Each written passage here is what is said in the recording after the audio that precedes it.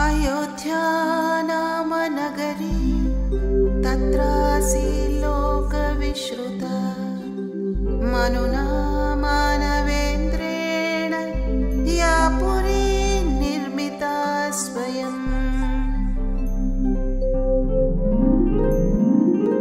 శ్రీరాముడి ధర్మపథం.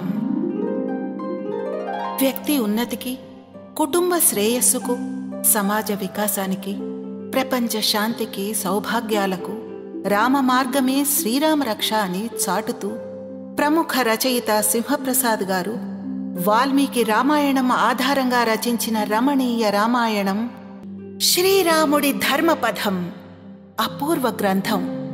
31వ అధ్యాయం అయోధ్య. యోద్ధుం అశక్య ఇది అయోధ్య. జయించడానికి శక్యం కానిది అయోధ్య అన్నాడు వాల్మీకి. అయోధ్య అంటే రాముడు జన్మించిన భూమి. అయోధ్య అంటే కోసల దేశ రాజధాని. అయోధ్య అంటే ఇక్ష్వాకు వంశ మహారథులు ఏలిన రాజ్యం. అయోధ్య అంటే రామాయణానికి వేదిక. అయోధ్య అంటే ప్రజారంజక పాలనకు దిక్సూచి. అయోధ్య అంటే భారతీయ సంస్కృతికి హృదయ పీఠం. అయోధ్యనే సాకేతపురం అని కూడా అంటారు.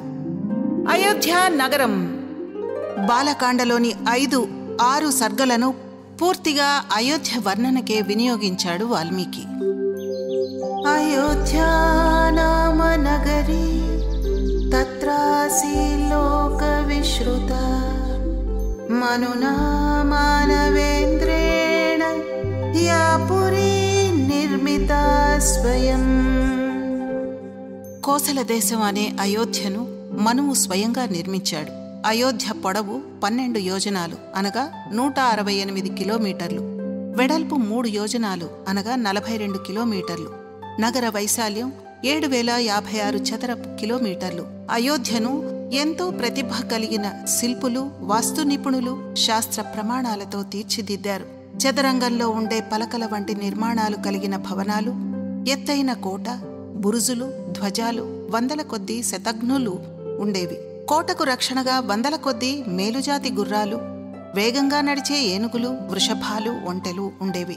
శత్రు దుర్భేద్యంగా అయోధ్యను తీర్చిదిద్దారని వాల్మీకి వర్ణించాడు. నగర మధ్యలో అంగళ్ళు ఉండేవి.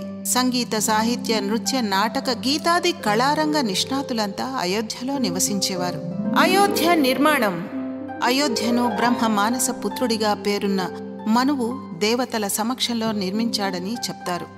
ఎప్పుడు నిర్మించాడనే విషయమై రకరకాల వాదనలున్నాయి. సరయూ నది ఒడ్డున ఉన్న ఈ నగరం సూర్యవంశరాజుల రాజధానిగా ఉండేది. కోసల, కపిలవస్తు, వైశాలి, మిథిల వంటి ప్రాంతాలకు అయోధ్యే రాజధానిగా ఉండేది. ప్రస్తుతం ఉత్తరప్రదేశ్లోని ఫైజాబాద్ జిల్లాలో ఉన్న ఈ అయోధ్యని సాకేతపురం అని కూడా పిలుస్తుంటారు. కొన్ని గ్రంథాల్లో ఈ నగరాన్ని సూర్యవంశ రాజైన ఆయుధ్ నిర్మించాడని, అందుకే అయోధ్య అని పేరు వచ్చిందని పేర్కొన్నారు. అయోధ్య చరిత్ర. ద్వాపర యుగంలో కూడా అయోధ్య ప్రస్తావన ఉంది. కురుక్షేత్ర యుద్ధంలో పోరాడిన బృహదధ్రుడు సూర్యవంశానికి చెందినవాడే అని పురాణాలు చెబుతున్నాయి. చివరకు అయోధ్యను మౌర్యులు జయించారు. వారి నుండి గుప్తులు, కనోజ్ పాలకులు అయోధ్య చేజిక్కించుకున్నారు. ఆ తర్వాత మహమ్మద్ గజనీ మేనల్లుడు సయ్యద్ సాలార్ ఇక్కడ టర్కీ ప్రాంతీయుల పాలనను మొదలుపెట్టాడు. తర్వాత తైమూర్ పాలించాడు. 1526లో బాబర్ మొఘల్ సామ్రాజ్యాన్ని స్థాపించాక ఆయన సేనలు 1528లో అయోధ్యపై దాడి చేసి చేజిక్కించుకున్నాయి. అప్పుడే అయోధ్యలో బాబ్రీ మసీదు నిర్మించారు. 1992లో కరసేవకులు బాబ్రీ మసీదును కూల్చివేశారు. దశరథుడి కాలంలో అయోధ్య. నాడు సంపన్నుడు కానివాడు అయోధ్య నగరంలో లేడు. గో, ధన, ధాన్య, వాహన సమృద్ధి లేని గృహం లేదు. జనులంతా ధర్మబద్ధంగా సంపాదించి అలాగే ఖర్చు చేసేవారు. అంతా కూడా ఇంద్రియ నిగ్రహం, తేజస్సు కలిగి ఉండేవారు. ఆకలితో అలమటించే వ్యక్తి, దానం కోసం అరులు చాచే వ్యక్తి లేడు. దీనుడు, హీనుడు, రోగపీడితుడు, అందవిహీనుడు లేడు.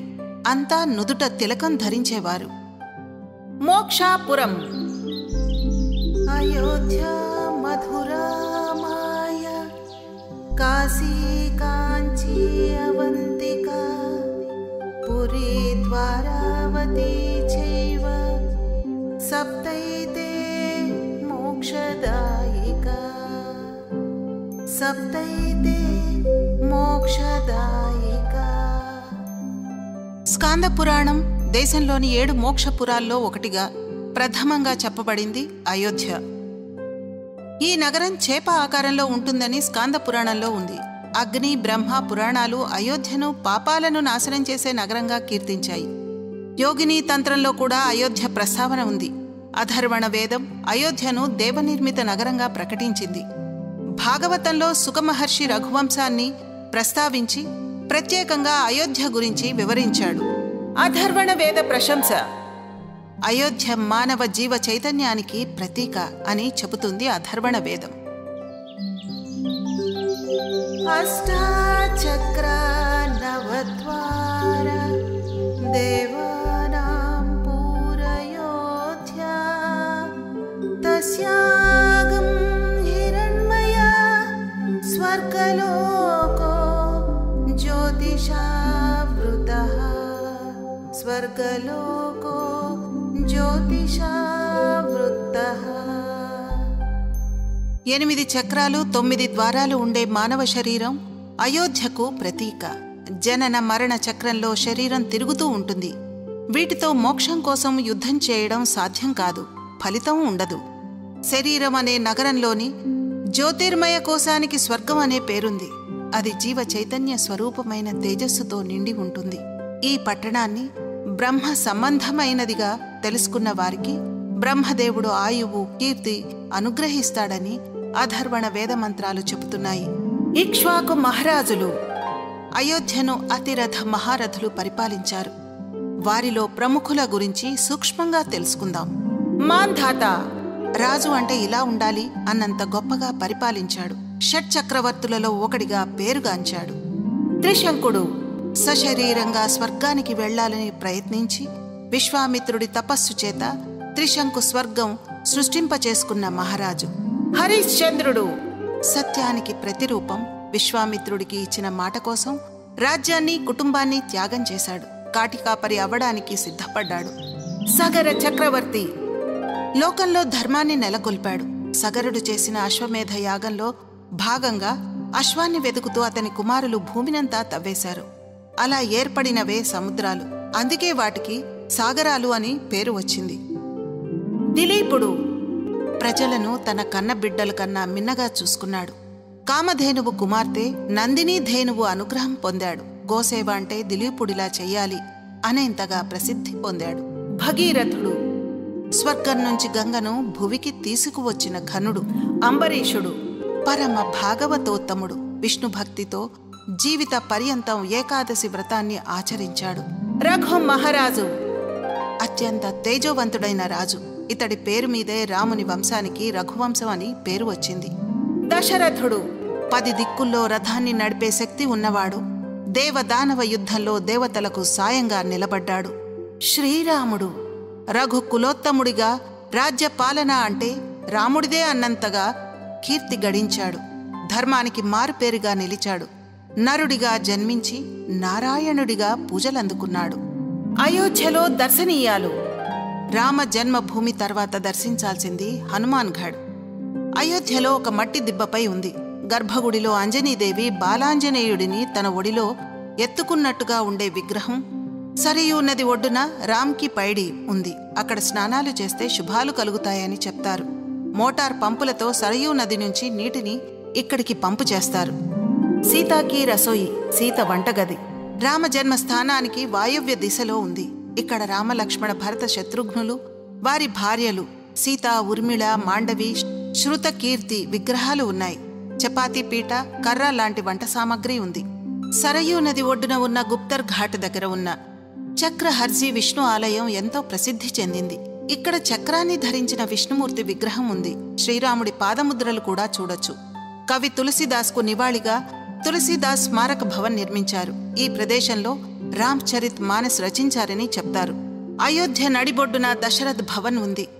గతంలో ఇక్కడ దశరథుడి రాజమందిరం ఉండేదని, రాముడు ఇక్కడే పెరిగాడని జన విశ్వాసం. యుద్ధంలో గాయపడి మూర్ఛపోయిన లక్ష్మణుడిని కాపాడేందుకు హనుమంతుడు సంజీవిని పర్వతాన్ని మోసుకురాగా ఆ పర్వతంలో కొంత భాగం అయోధ్యలో పడిపోయిందిట. దాన్నే మణిపర్వత్గా పిలుస్తారు. దీని ఎత్తు 65 అడుగులు. రావణాసురుడిపై విజయం సాధించిన తర్వాత శ్రీరాముడు అశ్వమేధ యాగం ట్రేటాకే ఠాకూర్ ఆలయంలో చేశాట. అందుకని 300 ఏళ్ల క్రితం అలాంటి ఆలయాన్నే అయోధ్యలో నిర్మించారు. రామ మందిరం. ఎట్టకేలకు రామజన్మభూమి వివాదాన్ని సుప్రీంకోర్టు పరిష్కరించింది. 5 శతాబ్దాల ఘర్షణకు, నిరీక్షణకు తెరపడింది. పౌరాణిక సాక్ష్యాలు, పురాతత్వ శాఖ తవ్వకాలు, రాడార్ కిరణాల ఫోటోలు, ఐతిహాసిక ఆధారాలను పరిగణలోకి తీసుకున్న సుప్రీంకోర్టు 5 న్యాయమూర్తుల బెంచ్ 9 నవంబర్ 2019న ఏకాభిప్రాయంతో తీర్పునిచ్చింది. ఈ 14,000 చదరపు అడుగుల భూమి శ్రీరామ్ లల్లాకు చెందినదే అని పేర్కొంది. ఆధారాలు, ప్రమాణాలతో పాటు శ్రద్ధ, నమ్మకం, విశ్వాసాలకు లభించిన విజయం ఇది. రామజన్మభూమి స్థలంలో రామాలయం నిర్మాణం మొదలైంది. గతంలో గుజరాత్లోని సోమనాథ్ మందిర్ పునర్నిర్మాణాన్ని అచ్చంగా విరాళాలతో చేపట్టినట్టు ఇప్పుడు అయోధ్య రామ మందిరాన్ని కూడా అలాగే కట్టాలని నిర్ణయించారు. ఇందుకోసం ప్రత్యేక ఖాతాని తెరిచారు. ప్రపంచం నలుమూలల నుంచి విరాళాలు వెల్లువెత్తాయి. 5/8/2020 మధ్యాహ్నం 12:44 గంటలకు భారత ప్రధాని నరేంద్ర మోడీ శ్రీరామ మందిర నిర్మాణానికి భూమి పూజ చేశారు. ఈ కార్యక్రమంలో మహంత్ నృత్య గోపాల్ దాస్తో పాటు దేశంలోని వివిధ ప్రాంతాల వివిధ ధార్మిక సంస్థల ప్రతినిధులైన ఆచార్యులు, సంతులు, RSS అధినేత డాక్టర్ మోహన్ భాగవత్ మొదలైన మహనీయులు పాల్గొన్నారు. విశ్వ హిందూ పరిషత్ ఆధ్వర్యంలో 1989లో ప్రముఖ శిల్పి చంద్రకాంత్ సోంపురా ఈ ఆలయ డిజైన్ని రూపొందించారు. సుప్రీంకోర్టు సూచన మేరకు దేవాలయ నిర్మాణం బాధ్యతను శ్రీరామ జన్మభూమి తీర్థక్షేత్ర ట్రస్ట్ అనే స్వతంత్ర సంస్థకు అప్పగించింది ప్రభుత్వం. రాముడి తరఫున కోర్టులో కేసు వాదించిన 92 ఏళ్ల కేశవ్ అయ్యంగార్ పరశారన్నే సంరక్షకుడిగా, ట్రస్ట్కి నాయకుడిగా నియమించింది. నాటి ఆలయ డిజైన్కే ఇప్పుడు ఆకృతినిచ్చారు. 2.7 ఎకరాల సువిశాల ప్రాంగణంలో నిర్మాణమయ్యింది. ఆలయంలో గుడి శిఖరం నేల మీద నుంచి 161 అడుగుల ఎత్తు ఉంటుంది. దేవాలయం కొలతలు 360 అడుగుల పొడవు, 235 అడుగుల వెడల్పు ఉంటాయి. 3 అంతస్తుల ఆలయంలో ఒక్కో అంతస్తులో 106 స్తంభాలుంటాయి, 5 మంటపాలుంటాయి. మందిర నిర్మాణ స్థలం 57,400 చదరపు అడుగులు. ఒక్కో స్తంభం మీద దేవీ దేవతల విగ్రహాలు 16 చొప్పున చెక్కారు. ఆలయం పైకప్పునకు మొత్తం రాతి స్లాబ్నే వాడారు. సిమెంట్ కానీ ఇనుము కానీ వాడలేదు. ఉత్తరాది వైష్ణవ దేవాలయాలు ఉండే నగర శైలిలో దీన్ని నిర్మించారు. మొత్తం దేవాలయం అంతా ఒక విశాలమైన ఎత్తైన రాతి వేదిక మీద ఉంది. ఈ రామ మందిరం మన సంస్కృతికి ఆధునిక ప్రతీక అయ్యింది. ఇది మన జాతీయ భావనకు, చెక్కు చెదరని విశ్వాసానికి, కోట్ల మంది సామూహిక సంకల్ప శక్తికి ప్రతీకగా నిలుస్తుంది. ఈ మందిరం రాబోయే తరాలకు ప్రేరణ ఇస్తూనే ఉంటుంది అన్నారు ప్రధాని మోడీ. అయోధ్యలో భవ్య రామ మందిర నిర్మాణం భారతీయులందర్నీ కలిపింది. రామనామమే మనల్ని ఏకం చేసింది. ముక్తాయింపు. శ్రీరాముడు మావాడే, మనవాడే అని త్రేతాయుగం నుంచి నిరంతరం కొలుచుకుంటూ తరిస్తున్నాం. కాదు, రాముడు తమవాడని నేపాల్ ప్రధాని ఓలీ ఆ మధ్య కొత్త పల్లవి అందుకున్నాడు. వాస్తవానికి అయోధ్య మాత్రమే భారతదేశానిది. నీలిమేఘశ్యాముడైన శ్రీరాముడు చరాచర జగత్తులోని అందరివాడు, అన్ని జీవులవాడు.